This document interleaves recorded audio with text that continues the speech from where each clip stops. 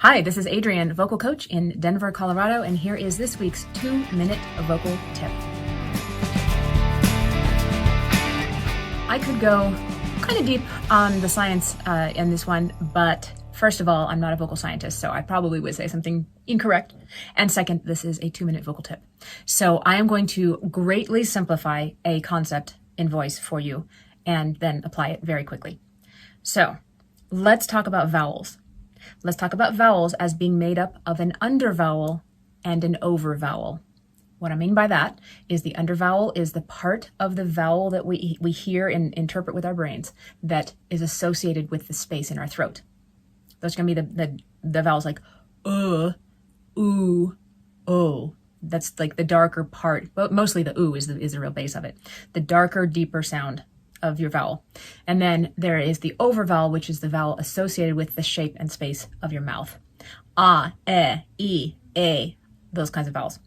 Now, every vowel has an under vowel and an over vowel because we're always using our throat and our mouth to shape that tone. Because the vocal cords are down here, the sound has to come up through the throat and then go through the mouth and to an extent, into the mask, or you might feel some buzzing there. That's not really wasn't one of the resonant spaces. It's mainly throat and mouth. But let's just get this straight. Under vowel associated with the throat, over vowel associated with the mouth. So what do you do with this information?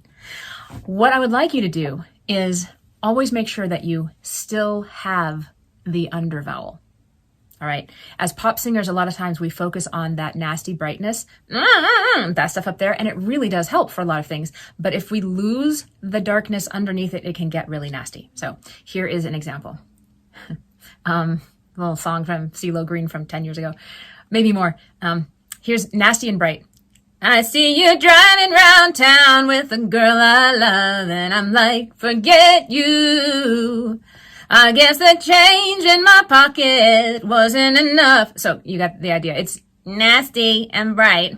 It's easy to mix, but it's not a pretty sound.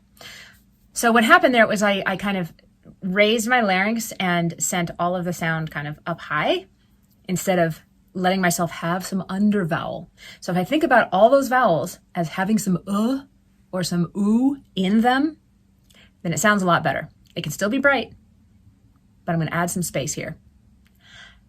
I see you driving round town with the boy I love, and I'm like, forget you. I guess the change in my pocket wasn't enough. So you can hear the difference, right? Basically, I kept my larynx down a little bit. I kept some space in the back of my mouth open so that my ah wasn't an ah, it was an ah. And my, my e wasn't an E, it was an E. Still has brightness in it, but also has darkness. So we're getting on toward 4 minutes here, so I'm going to cut this one.